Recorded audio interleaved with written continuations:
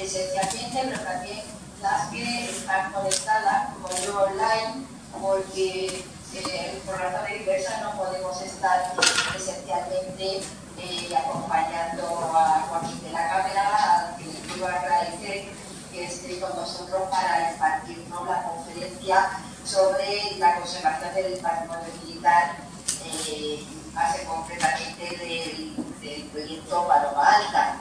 Me gustaría destacar el esfuerzo que está haciendo la Asociación Conde de la Zona por preservar enclaves militares de un valor histórico tremendo de toda la geografía nacional, con objeto de ponerlo a disposición de la ciudadanía. Antes de la pandemia tuvimos la suerte también de contar con don Joaquín de la Cámara, que nos presentó el proyecto Paloma Alta, y hoy veremos el estado de desarrollo del proyecto.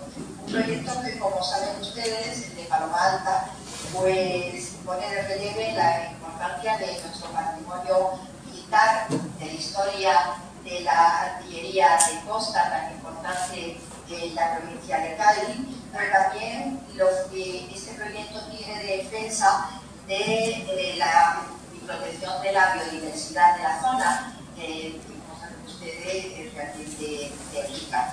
En definitiva, recuperación y puesta en valor del patrimonio histórico, militar, cultural, natural, para la formación y el disfrute de toda la ciudadanía. Quisiera insistir realmente en la importancia de todo lo que está haciendo la Asociación Conde de la Zona, integrada por muy ilustres artilleros, pero además que demuestran, como demuestran también todos los que la acabarán por hacer esta importantísima labor por todos nosotros y, por supuesto, por la conferencia que nos va a impartir. Don Joaquín, cuando quiera. Muchas gracias, Felicidad, por tu presentación, por tu amable presentación. Paloma Alta desde el año 19, que lo presentamos aquí, a lo largo de estos 3 años, qué es lo que hemos hecho. Vamos a ver qué es lo que hay que proteger.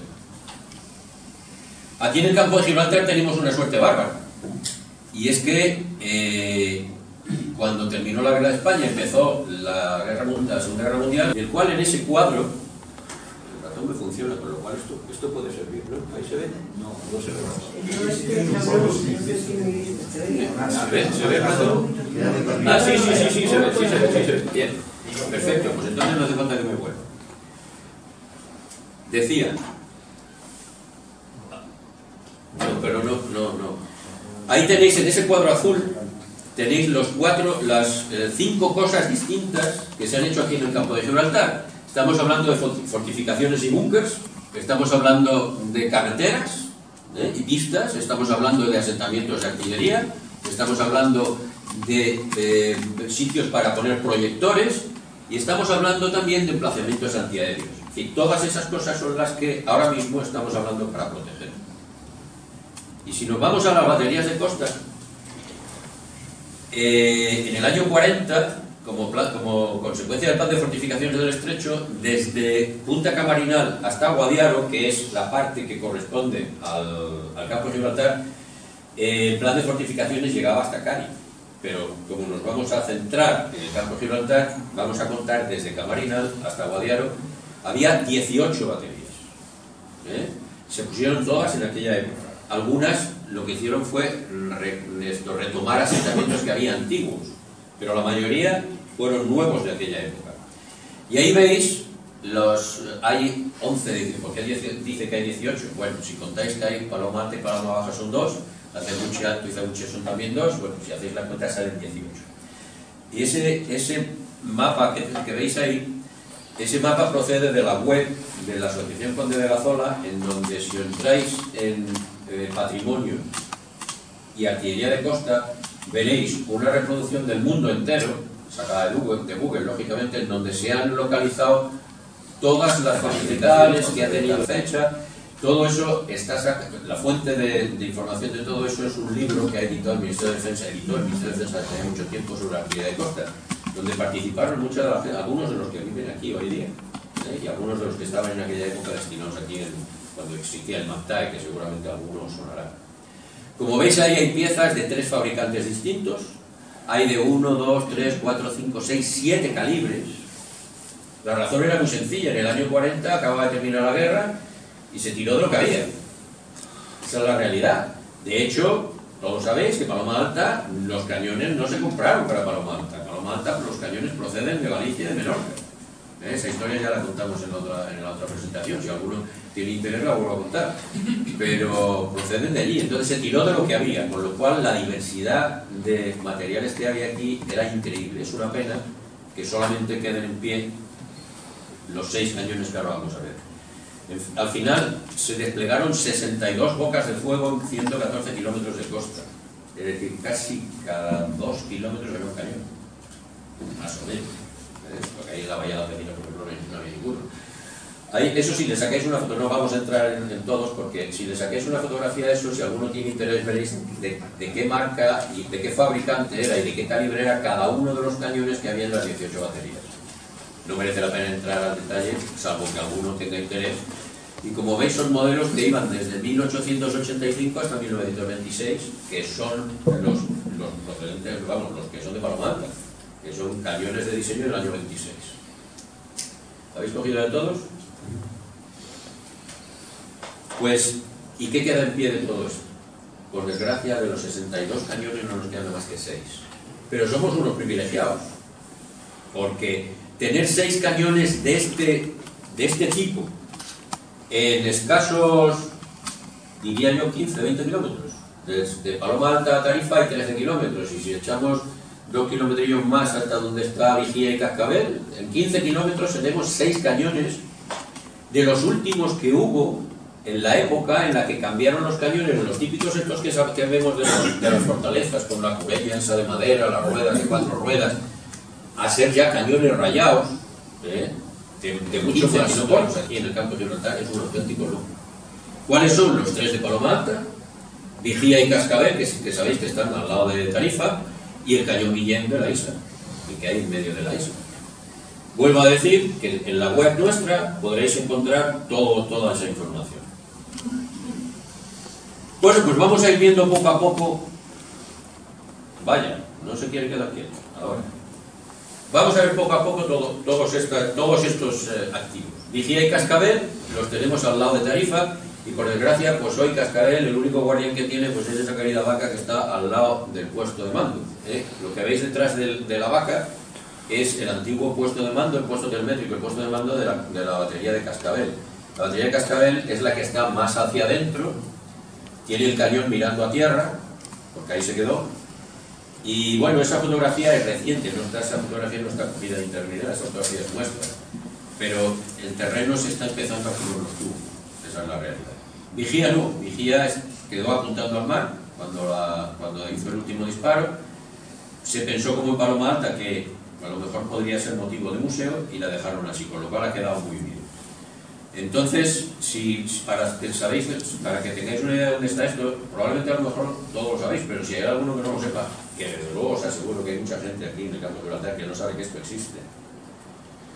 Esto está, si salís de Tarifa, el radar que hay justo a la salida de Tarifa hacia aquí, hacia Algeciras, pues como a 100, 200 metros del radar hay un carril de entrada, que la pista militar no me acuerdo qué número, y hay un montón de cubos de basura. Bueno, pues si seguís esa pista hasta el fondo, está toda asfaltada, hasta el fondo llegáis al centro de control de salvamento de Tarifa Tráfico, lo que le llaman los marinos Tarifa Tráfico, que es esa antena que hay ahí arriba del monte. Bueno, pues si seguís esa pista asfaltada y os metéis ya en camino sin asfaltar, que se puede ir en coche, ese coche que hay ahí, el mismo, tenéis el cañón. El cañón está como a 150 a 200 metros de Tarifa Tráfico.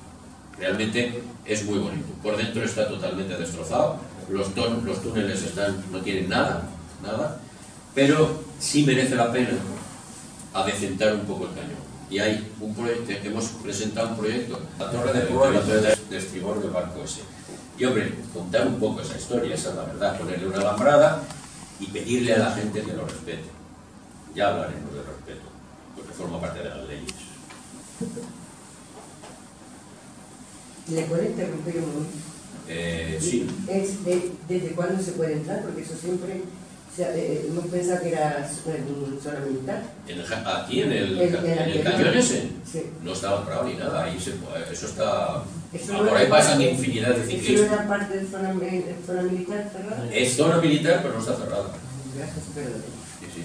Es más, pasa gente en cantidad. Es más, está muy cerca de esto, de Camorro, del Centro de Avistamiento de Aves, del Centro Internacional de Migración de Aves. Entonces, si seguís el camino, este camino que hay ahí, la fotografía de abajo de la derecha, el camino que va hacia el agua, eso se va a Punta Palmera y a las otras baterías que había pegadas a la costa. Bueno, pues el camino que va a la izquierda, a continuación, termina ahí en esa batería y por ahí pasa ciclistas, gente corriendo, en fin, eso no está cerrado. El hecho de que no está cerrado es que, por ejemplo, pues está grafiteado el cañón, es una pena. Está demasiado poco grafiteado, no quiero alarmarlo muerto porque podría estar peor, pero realmente merece la pena porque en el fondo es patrimonio nuestro, no es de nadie, esa es la realidad, es nuestro. Esto no es de los militares ni cosas de esas, que también merece respeto, por supuesto, pero bueno, es de todos nosotros. Bueno, esto lo tenemos al lado. Camorro, lo pongo porque es un ejemplo curioso. Esto fue una batería que tenía unos cañones muy bonitos, este de aquí, pero eran cañones bitubo, que procedían de barcos también. Esto era Camorro bajo, Camorro alto eran de un solo tubo, que evidentemente han desaparecido, esto se convirtió en chatarra. Y se hizo el Centro Internacional de Migración de Aves, pero no hay ni una sola referencia a que aquí había una batería. Eso es una pena, realmente es una pena, porque no cuesta además ningún trabajo. Y los únicos vestigios que quedan son ese foso de tirador que veis abajo, la capillita que está justo en el cruce de caminos, donde había una Santa Bárbara, si mal no recuerdo, y creo que ahora hay una Virgen del Carmen, y debería saberlo, porque esa fotografía es mía, pero no me acuerdo. Y el puesto de mando, veis arriba hay un búnker. Ese búnker de arriba era el puesto telemétrico de la batería, que está en muy malas condiciones, pero bueno, se conserva. ¿Bien? Vamos a ver otra cosa. El cañón Guillén y la isla de Tarifa. El cañón Guillén es de los primeros que se hicieron para montar en la cubierta de los barcos. Es decir, cuando ya empezaron los barcos a dejar de tener los cañones de los piratas que todos conocemos, fijaros que es un cilindro, por la coraza correspondiente, y por uno de los laterales salía la caña, el tubo del cañón. Es una configuración que luego ya se cambió, pero históricamente tiene un valor extraordinario ese cañón. Ese cañón es del año 1896, 2 años antes del desastre de Cuba y Filipinas. Ese cañón se recuperó, era un crucero, del crucero Cataluña, y se recuperó y se instaló en Rota en el año 40, cuando aquí se pusieron las baterías estas que hemos hablado, se puso ese cañón en Rota. Estuvo en Rota un tiempo, y en el año 97, el coronel Guillermo Frontela, que fue una persona que estuvo aquí destinado mucho tiempo, intentó hacer un museo de la artillería de costa en la isla de Tarifa, hizo todas las gestiones para traérselo de Rota aquí. Y en el año 97 se trasladó el cañón ese de Rota aquí a Tarifa como elemento ornamental. Es decir, ese cañón nunca ha estado ahí en servicio, llamémoslo así. En Rota hubo 2 baterías que no tienen nada que ver con esto. Perdón, en Tarifa, en la isla hubo 2 baterías, que son de las 2 que habéis visto en la lista primera, pero no tiene nada que ver con este cañón. Este cañón está aquí ornamentalmente desde el principio. Y es una pena que esté como está, esa es la realidad. Yo tengo esperanzas en que la isla de Tarifa, que también hablaremos ahora después de ella, parece que tiene buen futuro. Recemos porque el alcalde de Tarifa lo consiga y bueno, y apoyémoslo todos. Allí en Tarifa tenemos también las ruinas, bueno, lo que queda del acuartelamiento de Tarifa, que es esta fotografía que tenéis aquí en medio. Ahí quedan unos escudos antiguos del Mactae, de todos los regimientos de costa que hubo aquí, y alguna cosa que merece la pena. Y la puerta de allí, aquella fotografía de ahí arriba, es la puerta del puerto de Tarifa. El puerto de Tarifa estuvo en un principio allí, en una escollera que hay allí.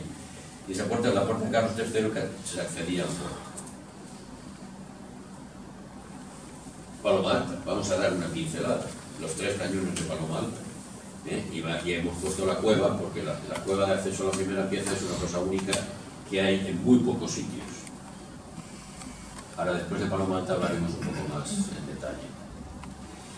Vistos los cañones, porque ya los cañones van más de sí, las baterías, el resto, pues tienen restos de los asentamientos y demás, pero poco más, esa es la verdad, ya no nos quedan más cañones, ya no nos queda más que lucir de ahí.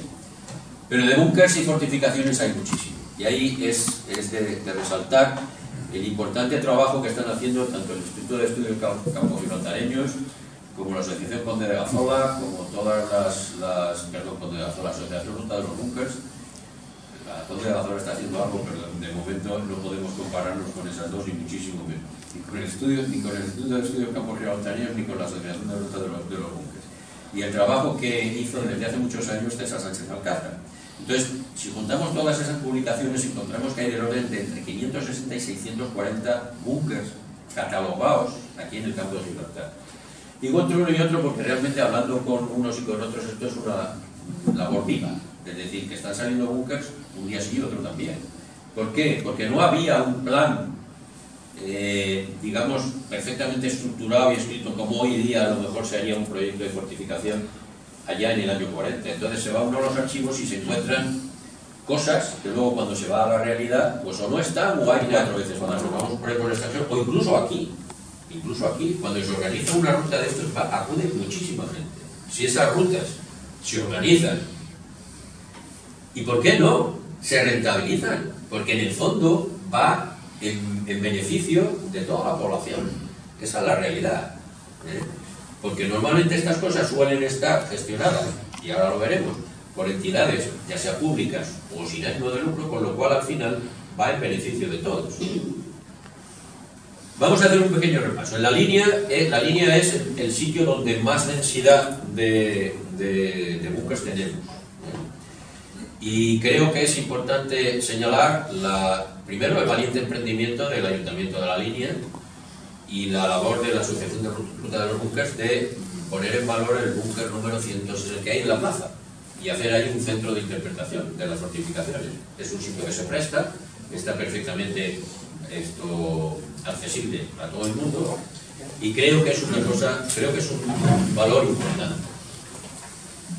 Si nos vamos ahora al centro de operaciones de Paloma Alta, este búnker es el búnker más grande de todo el campo de Gibraltar. Es el que está en Paloma Alta.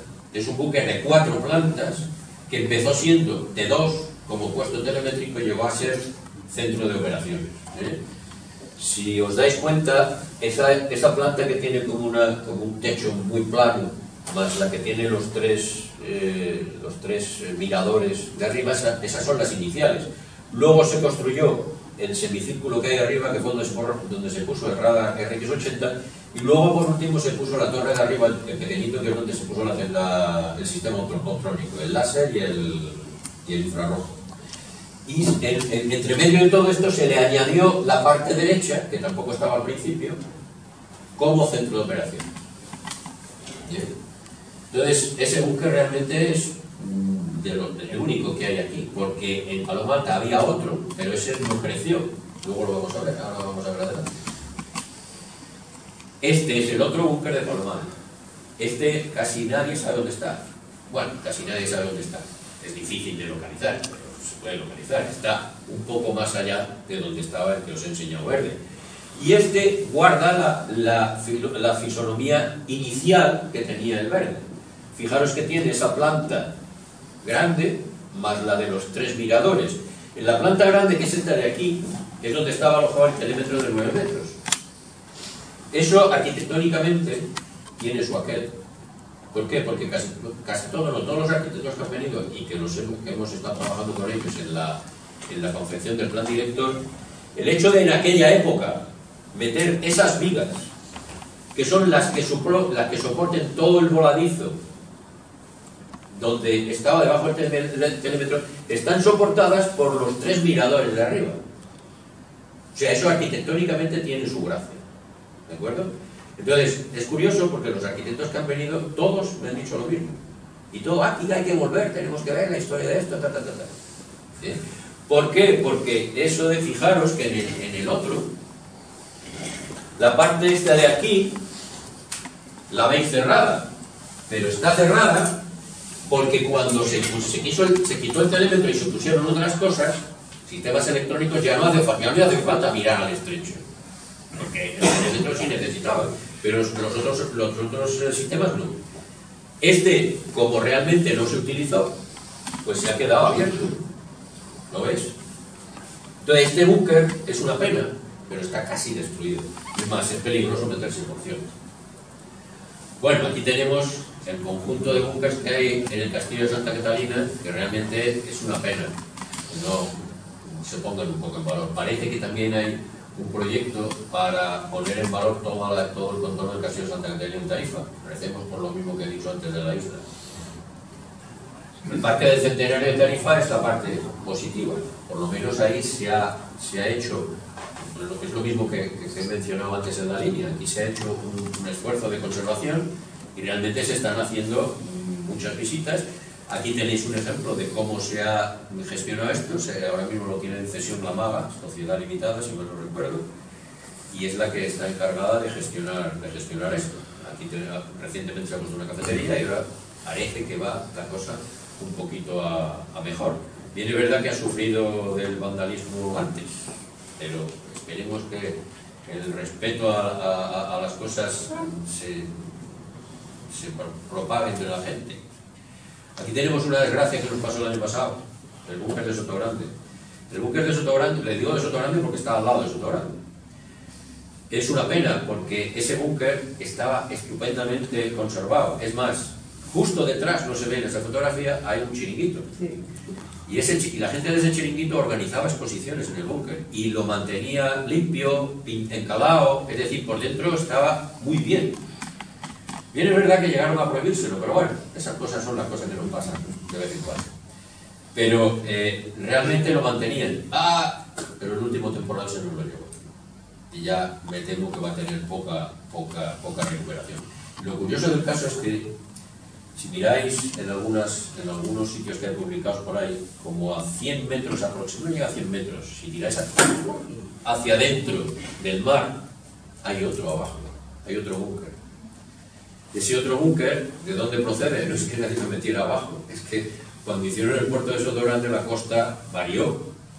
Y esta playa, antiquísimamente, hace muchísimos años, estaba mucho más hacia el mar, con lo cual el búnker estaba en tierra. Pero en fin, esas son cosas que progreso. El proyector del Barranco de las Ánimas, esto me lo ha mandado Ismael Carrente, de la Asociación Ruta de los Búnkers, yo no lo conocía. Es un búnker que realmente es muy poco común, porque tiene alojamientos. Realmente era el puesto de mando de un proyector. Los proyectores, si alguno habéis ido por ahí, veis que normalmente suelen tener un búnker y luego un camino que sale hacia afuera donde se ponía el proyector. En Paloma Baja hay un sitio curiosísimo porque hay el sitio donde se guardaba el proyector está lleno de lo ha cogido ahí un rústico, o a lo mejor lo tiene cedido, no voy a decir nada, y tiene bajar. Y entonces se ve el sitio donde se ponía el proyector y donde guarda el coche. Bueno, pues eso normalmente ocurría en todos los sitios donde había proyectores. Y este es de los que mejor se conserva. Y la vista que hay del estrecho es preciosa. El puesto de mando de San Fernando, la batería de Guadalmesí, la D13 le pasa 3/4 de lo mismo. Y por último, el puesto de mando que hay en Sierra Carbonera, este es un gran desconocido porque todavía lo tienen en estudio. En Sierra Carbonera hay una serie de galerías que yo sinceramente, no es que yo haya profundizado mucho en estos temas, pero bueno, como soy de por aquí, esta cosa la conozco. Y bueno, todos sabéis que yo ya estoy retirado, pero soy militar. Estuve destinado a pasar mucho tiempo y ahí arriba hay una batería. Entonces, eso me lo conozco bastante bien. Bueno, pues no conocía sinceramente las galerías que había en Sierra Carbonera. La gente de la Ruta del Búnker lo tiene todavía en estudio. Bueno, ya hemos hecho un repaso de parte del patrimonio que tenemos aquí y nos ha servido un poco para entrar en materia. Entonces vamos a ver ahora por qué tenemos que hacer esto. Sin duda ninguna, en las instalaciones militares podrán gustar más o menos, pero gracias a que por allí no puede pasar nadie, y no voy a decir solamente en el campo de Gibraltar, sino en toda España, en todo el mundo, esa es la realidad, pues nos sirven para proteger la naturaleza. La naturaleza, cuanto menos se pise, pues mejor, es indiscutible. Aquí concretamente tenemos yacimientos arqueológicos que están muy próximos a las baterías. El hecho de tener las zonas de seguridad y que la gente pues, no se acercaba ha servido también para protegerlos. No voy a decir que esa sea la razón fundamental, sobre todo en los últimos años, porque en el momento que ya quedan abandonadas, evidentemente eso ya no sirve para nada, pero por lo menos antes sí ha servido. Son un freno a la expansión urbanística. Ahora vamos a ver un tema. Evidentemente, si se conserva la naturaleza, las especies protegidas nos va igual. Y luego, por último, nos sirven como archivo de activos técnicos e históricos que tienen un gran valor. Y también vamos a verlos. Estas son fotografías del año 40 de cómo estaba la zona de Palomar. Aquí tenéis la antigua zona de vida y allí tenéis el asentamiento. Esa pista, que hoy evidentemente no se ve, pues está, ahora veréis, pero que si alguno recuerda aquello, veis la curva esa famosa que hay que dar, más la otra curva que hay que ir hacia los cañones. Pues así es como lo tenemos hoy. Eres totalmente cubierto, gracias a Dios. Las fotografías de arriba son la razón de por qué la primera pieza tiene una cueva. Porque como no había árboles, la forma de camuflar aquello, en aquella época el jefe de la pieza era dueño y señor de bienes de haciendas. Entonces tenía total y absoluta libertad para poder camuflar su cañón como mejor le pareciera. Y bueno, decidieron hacer una cueva y esa es la cueva que todavía hoy se conserva, que es de cartón piedra. El caso de la Alcaidesa es un caso curioso, porque la Alcaidesa fue una zona protegida, mientras estuvieron en las zonas la batería 16-17, el máximo sitio donde se consiguió construir fue en Sotogrande. ¿Y por qué? Si la de 16-17, os acordáis más o menos dónde son la batería de Guadiaro y Punta Mala, es decir, son las que hay al otro lado de Gibraltar, para que tengáis una idea. Todo aquello, en la zona del mando de una de las baterías, hoy día es una propiedad privada. Esa es la fotografía que tenéis ahí arriba. Ahí está el puesto telemétrico de una de ellas. Pertenece ahora a un señor. Tenemos la necrópolis de los Algarbes, que es una reliquia, es un tesoro que tenemos aquí. Esa es la realidad. Yo, sinceramente, es un sitio que me encanta, porque, no sé, tiene un algo que hay ahí que se respira, y esto lo tenemos al lado de la zona de Paloma Alta y Paloma Baja. No voy a decir que se haya conservado, porque Paloma Alta y Paloma Baja estaba allí, pero no cabe duda de que mucho tiempo sí se conservó por aquello, porque estaba dentro de la zona de seguridad de las hosterías. Hoy, evidentemente, ya no es así. Pero bueno, se sigue conservando.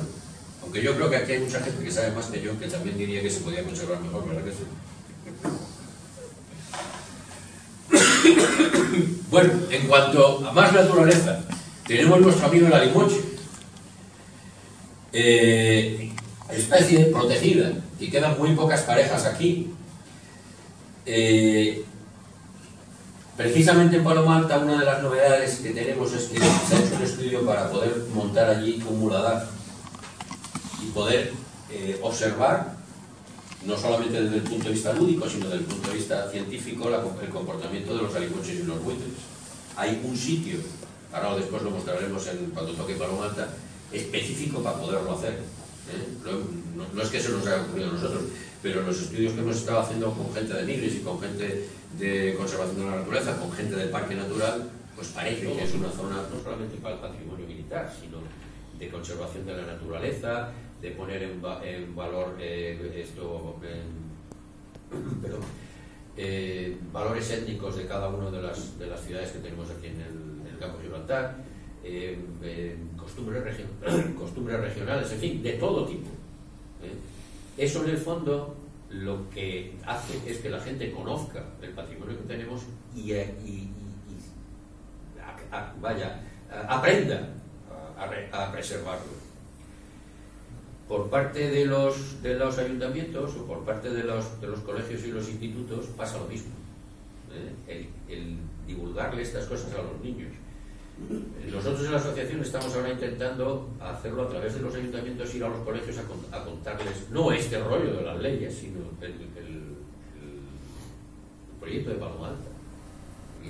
Y ahora mismo en la instalación se conserva una maqueta del acorazado con toda la historia. Y los llevaron a este hospital. Este hospital es un hospital inglés que cuando dejó de funcionar en el año 64 quedó en el olvido y estuvo 40 años vandalizado. Vandalizado, que el estado en el que estaba es aquel que veis aquí, estado de hospital 2004. Fijaros que le falta un trozo de la fachada, la vegetación había llegado hasta mitad de la fachada. Bueno, pues los ciudadanos de Menorca, con Luis Alejandre a la cabeza, el señor que vivía allí, señor, y es verdad que ese señor fue jefe de Estado en el ejército, pero bueno, eso no tiene nada que ver, porque lo hizo como menorquín, no lo hizo como militar ni nada de eso. Hizo esto, creó la Asociación de Amigos del Hospital del Rey, y a base de voluntarios y a base de donaciones de las empresas menorquinas y algo de ayuda del ayuntamiento, evidentemente, han sido capaces de hacer lo que hay arriba. Reconstruirlo entero. La sala de máquinas, esta es la sala de carga y la sala de la dirección de tiro. Bien, está impecable. Y ese es el túnel que une los dos cañones. Porque aunque ellos le llaman a cada cañón una batería, realmente es una batería de dos cañones. Entonces están unidas por un túnel. Solamente está visitable una. El túnel se corta a la mitad y la de atrás solamente se ve por fuera.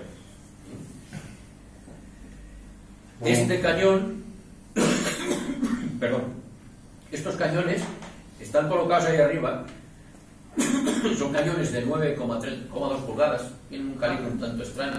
Este cañón es curiosísimo, porque este cañón es rayado de avancarga, es decir, el proyectil se entra por la boca, pero tenía rayas, y es uno de los primeros que hace fuego por ignición eléctrica, es decir, tenía un sistema electrónico que hacía lo que hace la mecha en el oído de los cañones de los piratas, lo hacía en la parte de atrás del cañón. Es de los primeros. Y además es curioso, este cañón se gira hacia un lado, se pone hacia abajo y ahí hay una tronera por donde se mete el proyectil. Se mete la carga. Se sube, se le da la otra vuelta y por la otra tronera se le mete el proyectil. Y luego ya se apunta y dispara. Fijaros que son cañones de 450 milímetros, pero no llegaban más que a 5.900 metros. Lo tenían ahí y decían que llegaba a Algeciras. No llegaba a Algeciras. Pero bueno, gracias a Dios no tuvo que llegar nunca. Esa es la realidad. Se mantienen los túneles impecables, con unas infografías de cómo era el cañón y cómo funcionaba. Realmente es digno de ver. Esa es la verdad. Y ahí está, aquí al ladito. La famosa batería Devil's Gap. Yo nunca sé cómo traducirlo del Devil's Gap, es el agujero del demonio, el hueco del demonio, sabe Dios. Pero bueno, el Devil's Gap. Esto, para que os hagáis una idea, ese caminito que hay ahí no está puesto por gusto, es el caminito que hay que hacer para llegar. Es decir, no se llega así como así. Pero fijaros cómo está conservada. Los cierres de los cañones no están, pero están perfectamente tapados. Y lo curioso es que esta batería se mantiene a base de voluntarios. Esta está en la roca, hacia media altura baja, se puede llegar andando desde abajo, desde la calle, se puede llegar andando, no se puede llegar nada más que andando. En Casais Limitada, junto con la Administración del Gobierno de Gibraltar, quien lo financió. Y en los túneles que se conservan hay toda una infografía de la naturaleza y la historia del estrecho muy bonita, muy bonita. ¿Qué es eso que veis ahí? Y ya por último, dentro de Gibraltar, que no se puede dejar de hablar de los túneles. Los túneles del asedio y los túneles de la Segunda Guerra Mundial. Los túneles de la Segunda Guerra Mundial, si sabéis, son continuación de los del asedio. Y para más, como cosa más curiosa, sabéis que Gibraltar está horadado entero. Entero. Todo el mundo cree que allí hay armas nucleares, misiles, municiones. Pues nada de eso. Hay cosa mucho más importante que eso. ¿Sabéis lo que hay ahí? Un centro de datos. Un centro de datos. Ahí hay macroordenadores que lo que hacen es la copia de seguridad de muchísimas empresas. Es más, creo que fue el año pasado, hubo un incidente que dejó sin luz a medio Gibraltar, precisamente porque hubo un problema ahí dentro. Entonces, de la mitad de la roca hacia Punta Europa, todo eso, que es donde estaba el antiguo túnel de la Segunda Guerra Mundial, donde estuvo Eisenhower, lo diré, controlando las operaciones del estrecho, y estuvo operativo en la OTAN hasta los años 70, que lo recordaron, no me acuerdo exactamente. Es más, se conserva una de las salas de operaciones, evidentemente no es visitable. Ahí hay un centro de datos. Pero en el resto sí es visitable, y los túneles están tal cual se hicieron. Ahí tenéis, estos son recuerdos de la Segunda Guerra Mundial, ahí tenéis la entrada, y esa es la sala del St. George, que es una de las más bonitas, donde tenéis todas esas troneras que dan a la línea. Más cosas de Inglaterra, el acorazado Belfast, perdón, el crucero Belfast. Este lo tenéis en Londres, si habéis ido a Londres está debajo del puente del Tower Bridge. No del puente de Londres, sino del Tower Bridge. 327.000 visitantes en el año 2019, señores. Yo creo que lo dice todo. Si ahora nos vamos, a ver si quiere seguir esto. No me digan que se ha revelado, porque estaba funcionando muy bien. Ahí está. Al acorazado Alabama, os digo lo mismo. Esto está en el estado de Alabama, en Mobile. Precisamente fue uno de los sitios donde los españoles ayudamos más a los americanos en la guerra de la independencia. El señor Bernardo de Gálvez, que seguramente os sonará a alguno, que por cierto era de Málaga, de Marcharabiaya. Sí. Bueno, pues este acorazado es un museo. Este está gestionado por el Estado de Alabama y complementa la financiación a través de patrocinios y donaciones. Tiene ahí detrás del acorazado, veis que hay un edificio y hay un museo. Aquí tenemos al Missouri, que fue donde se firmó la rendición de Japón. Este acorazado tiene una particularidad que es lo que le pasa exactamente igual que a Paloma Alta, por eso lo he puesto aquí. Y diréis, ¿por qué trae esto aquí? Fijaros que ahí está el acorazado, es un acorazado de esos con un misil. Bueno, pues este acorazado estuvo en la Guerra del Golfo y tuvieron la oportunidad de lanzar 28 Tomahawks. ¿Qué quiere decir eso? Esto es un acorazado del año 40, al cual se le han ido transformando los sistemas para tener sistemas electromecánicos como esos que hemos hablado antes de los engranajes y las levas, a tener sistemas digitales, que es lo que le pasó a Paloma Alta.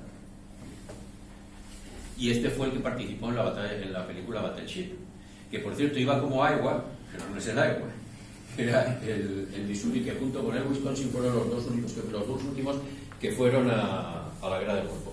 Este monumento que veis delante es el monumento al Arizona, que es el que hay en Hawái, que el Arizona está hundido ahí debajo de ese edificio. El Midway, esto es un portaaviones que hay en San Diego, que lo he traído porque fijaros quién lo mantiene. 15 compañías. Fijaros esa fotografía del señor ese de amarillo, que lo que está es haciendo la señal para que el avión despegue, pero que me ha venido muy bien porque está señalando conservar, quitar el expolio y difundir. Luego eso se traduce en la Ley de Patrimonio Histórico Andaluz, que es esa que tenéis ahí están los números, en la cual resalta que todo aquel bien cultural que esté ubicado en Andalucía goza de la tutela de la Junta de Andalucía. Con lo cual ya tenemos ahí otro elemento que también tiene responsabilidad sobre el cuidado del patrimonio. Luego tenemos una orden que ya no es tan conocida, que es la de Patrimonio Histórico de Defensa. Esta orden está medianamente gestionada por el Instituto de Historia y Cultura Militar, que es el IHCMS que tenéis ahí, en la cual todos los activos patrimoniales, los bienes muebles de defensa, están catalogados en un catálogo. Y me has preguntado lo de la catalogación, antes de empezar. Las piezas de Paloma Alta tienen su número de catalogación cada una. Están catalogadas. Vigía y Cascabel igual. El Cañón Guillén no os lo puedo asegurar porque no lo he visto. Y no me gusta asegurar una cosa si no la he visto. Ahora, juraría que también porque cuando se trajo de Rota, se trajo en unas condiciones. O sea, no las cogió el Pueblo de Frontera y vamos a llevar el cañón para allá. No. Eso se hizo de una forma totalmente organizada, con lo cual deduzco que también está catalogado. Con lo cual quiere decir que tenemos esos bienes perfectamente organizados en un catálogo de bienes patrimoniales. Y por último tenemos una cosa muy poco conocida, que es, dentro de los 3 documentos normativos que tiene el Parque Natural, existe el que se llama Programa de Uso Público, el PUP. Bueno, pues en el PUP dice claramente que anualmente hay que emitir un informe sobre los cuarteles abandonados o en desuso a los cuales se les ha dado una utilidad. Es más, el propio PUP lo que hace es incentivar aquellas iniciativas que sirvan para poner en valor los cuarteles. Con lo cual, ¿qué quiere decir? Que argumentos legales tenemos todos los del mundo, porque estas leyes al final desencadenan en una responsabilidad y en alguien que tiene que hacer cosas. ¿Y qué nos encontramos con esto? Pues que efectivamente los cañones están catalogados y en virtud de la situación geográfica, la Junta de Andalucía debe hacer algo. Pero nos encontramos siempre con el follón de las administraciones que tenemos en casi todos los sitios. Entonces, no nos vamos a poner ahora a decir si uno lo hace bien y otro lo hace mal, porque al final, como dice el refrán, entre todas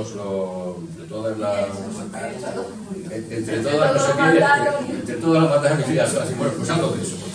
La cuestión es que sí es importante que tengamos claro qué es lo que debe hacer cada una de las administraciones. Entonces, creemos que la administración central debe favorecer el impulso a todas estas labores de conservación. El IPCE, que desarrolla una serie de planes, y entre ellos está el Plan Nacional de Arquitectura Defensiva.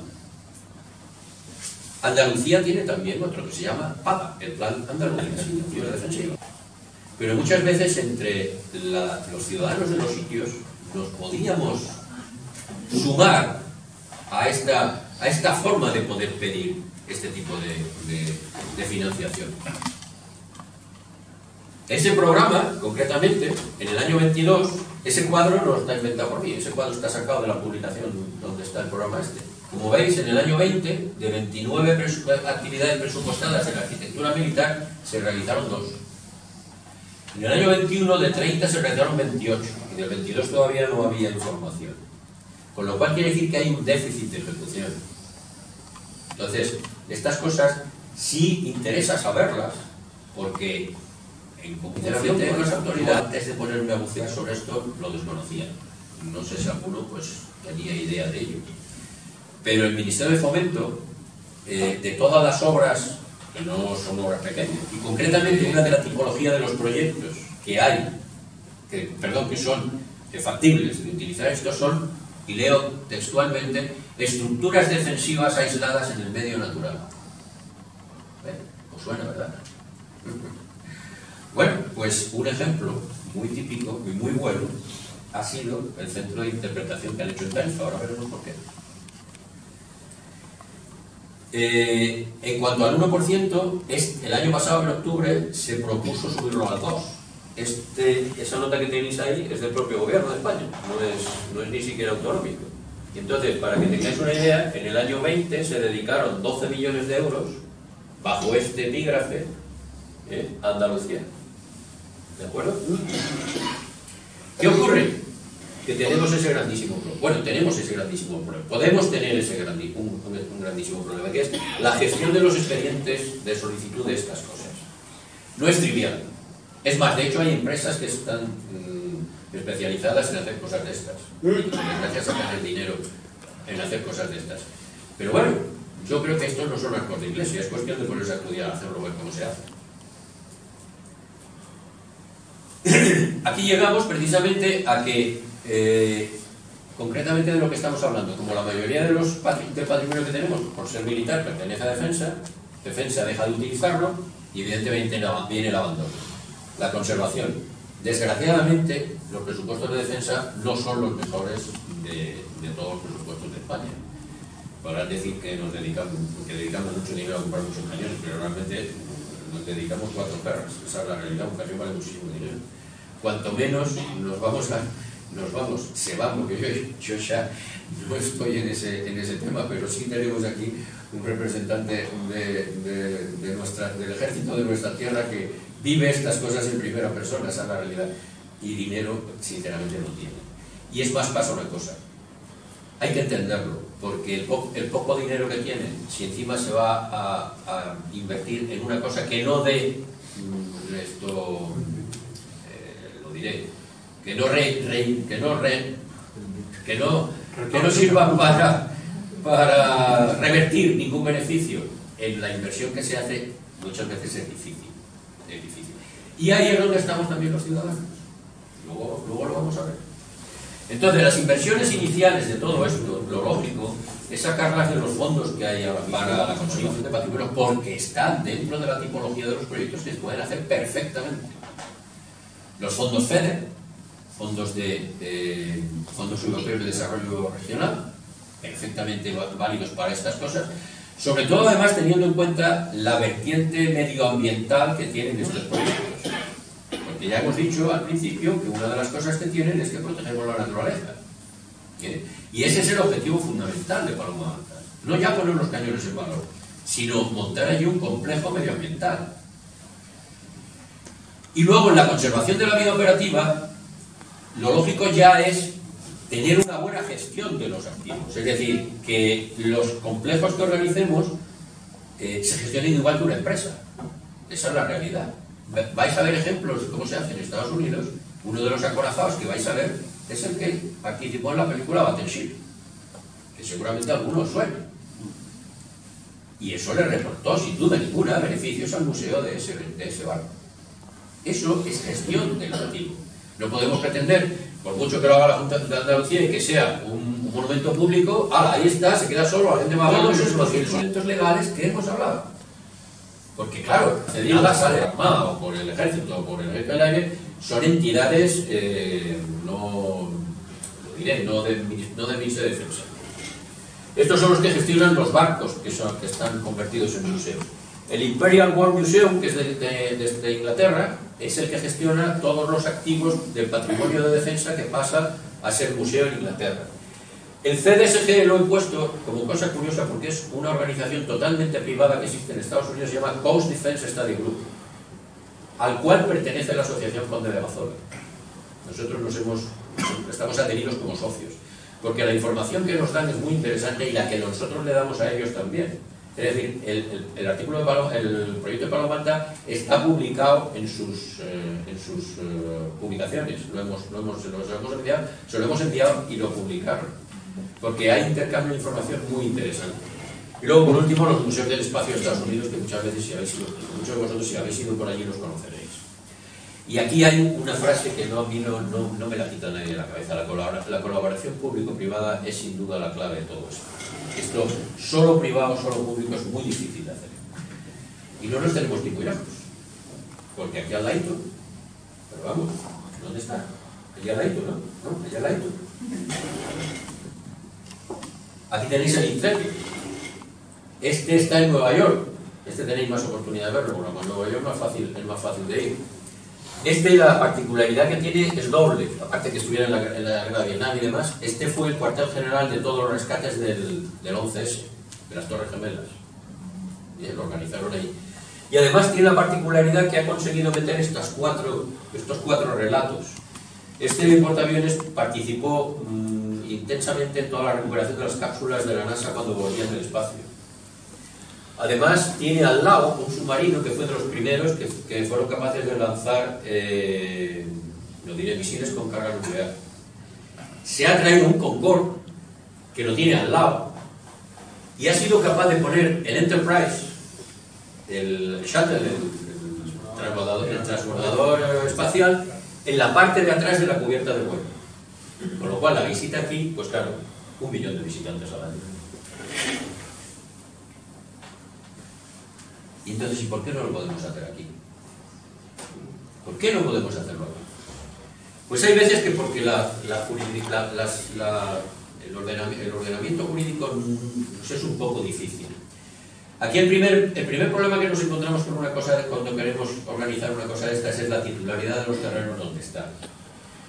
Paloma Alta, cuando hicimos el plan director y todo esto, el primer escollo que tuvimos que salvar era, si esto queremos que lo haga alguien, ese alguien tiene que ser el dueño, porque, sobre todo si es administración.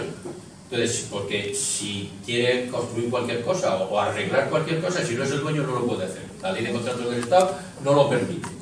Con lo cual, lo primero que necesitamos es el traspaso de la titularidad de los terrenos. Normalmente, entre administraciones, la figura que tenemos es la cesión de manera o la permuta. Está perfectamente regulado por ley. ¿De acuerdo? Hay una cosa muy importante, y es que, sobre todo en activos de defensa, si están declarados de interés para la defensa. No lo he dicho antes, pero cuando hemos puesto las 18 baterías, ¿no os habéis fijado que había dos en verde? Había dos en verde. Camarinal, Punta Cebuche. Esas están declaradas de interés para la defensa. No es que sea ningún secreto, está publicado el BOE del año 14, del año 2014, que efectivamente eso, ahí no se puede tocar nada. Por mucho que queramos hacer un museo, olvidémonos. ¿De acuerdo? Entonces eso tenemos que verlo. Entonces, para la cesión de mañana y las permutas, tenemos que acudir a la Ley de Patrimonio de las Administraciones Públicas, la 33/2003, que tiene su, digamos, derivación al Real Decreto del 1080 de 2017, que es el que regula los bienes muebles del Ministerio de Defensa. ¿De acuerdo? En cuanto a las cosas que han sido donaciones privadas, que dejan de utilizarse, eso revierte al propietario anterior. Y ese es el ejemplo de Yucalari, en Menorca. Ahora después hablaremos de él. Y por último, los convenios y los consorcios, que era una posibilidad fácil que había antes. Con la nueva ley de contratos del Estado lo han dificultado bastante. Porque el consorcio, para que os hagáis una idea, exige de una ley. Y para que haya una ley, aparte de que tiene que haber consejo de ministros, tiene que haber aprobación, etcétera, etcétera. Por lo cual, tenemos el telémetro, uno de los telémetros de 9 metros de Paloma Alta, que es este de aquí, que está en el RACTA 4 y lo tenemos ya comprometido para cederlo, para darlo. Ese en concreto es de Paloma Alta. El lunes vamos a por un predictor corrector del 1524 que está también en Cádiz, que lo hemos localizado y que vamos a ver si, bueno, vamos a ver si nos lo van a ceder. Hay una maqueta interesantísima, una maqueta motorizada interesantísima, que es aquella que hay arriba, del cañón, que está hecha por cuando se murió general, pero cuando la hizo era comandante, el comandante Parayé, que fue el que inventó la grúa esa horizontal, con la cual se asentaron todos los cañones en sus sitios. Eso fue un invento que hizo este señor, este era un ingeniero de construcción, que ya de capitán lo hizo en Galicia, y cuando llegó la hora de hacerlo aquí era comandante y hizo exactamente los mismos procedimientos. Bueno, pues ese señor hizo una maqueta motorizada del cañón, y esa maqueta está en los almacenes.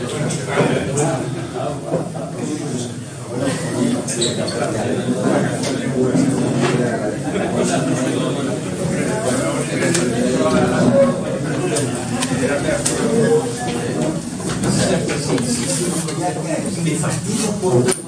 Yo soy Mario Fuentes.